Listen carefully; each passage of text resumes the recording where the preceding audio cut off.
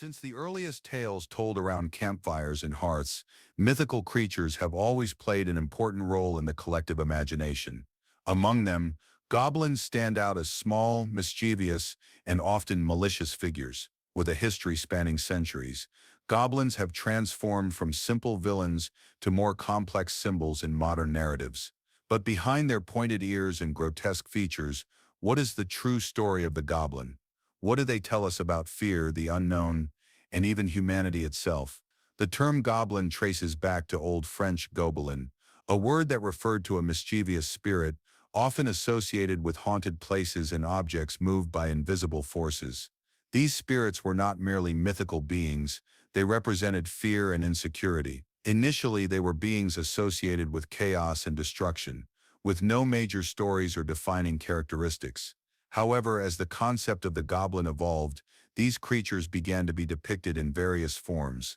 In different cultures, we find beings similar to goblins, with similar behaviors and characteristics. In Zulu mythology, for example, there is the Tokoloshi, a mischievous and malevolent being with supernatural powers.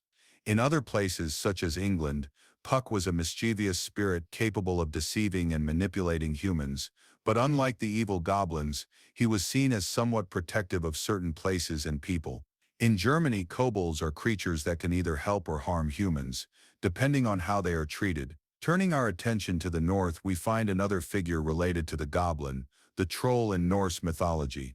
Although trolls are described as larger and more monstrous than goblins, their similarities are undeniable. Like goblins, trolls were often villains in stories, wild and primitive beings who lived in caves and remote forests, often posing a direct threat to anyone who ventured into their lands. But while goblins were more agile and cunning, trolls were large and brutish, still equally hostile. In various medieval texts, goblins were commonly linked to malevolent forces. One example is the belief in goblins as mischievous spirits responsible for disruptions, often seen in medieval homes. During this time, goblins were also portrayed as shadowy tricksters who might cause harm to humans through acts of mischief. The goblins of folklore were agents of unpredictability, and their role was one of both mischief and malice. Their influence expanded from folk tales to become symbols of societal anxieties, representing the fear of the unknown and of things that were not easily understood. As mythology evolved over time, goblins began to gain more depth, especially in literature and cinema. In The Lord of the Rings, for instance, J.R.R. Tolkien transformed goblins into a subrace of orcs, malicious and treacherous creatures that inhabit mines and caves.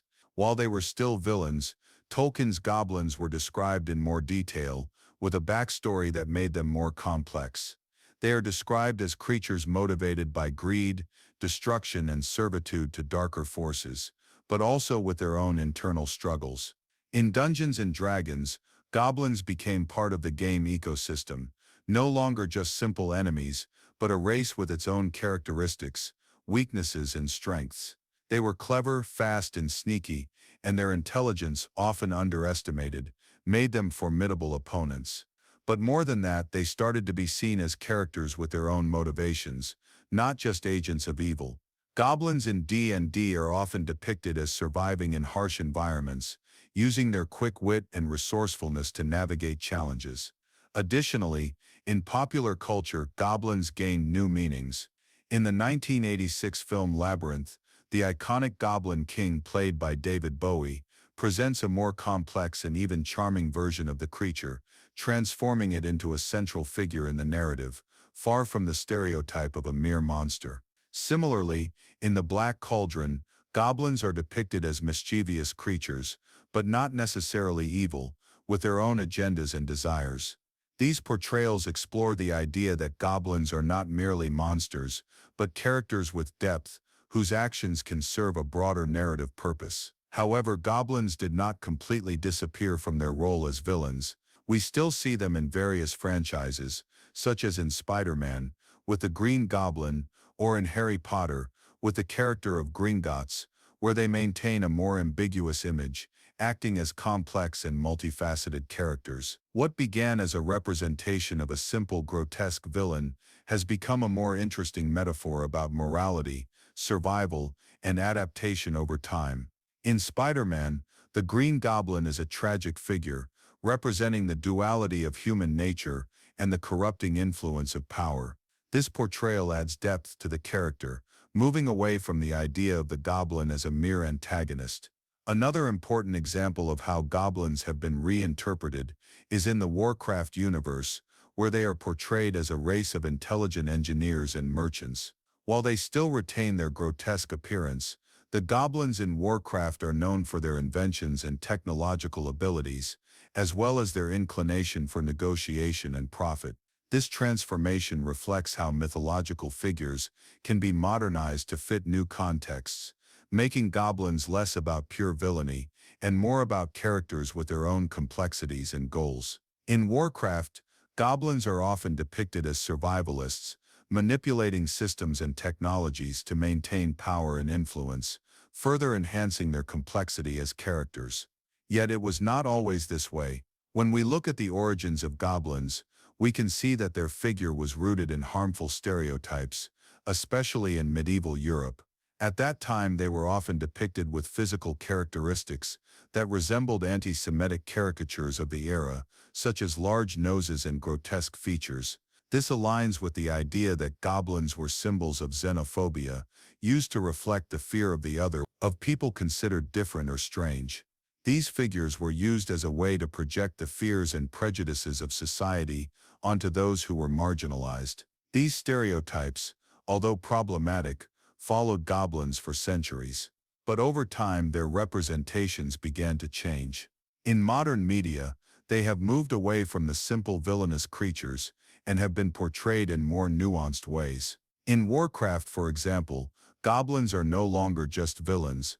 They are characters with their own motivations, capabilities, and weaknesses.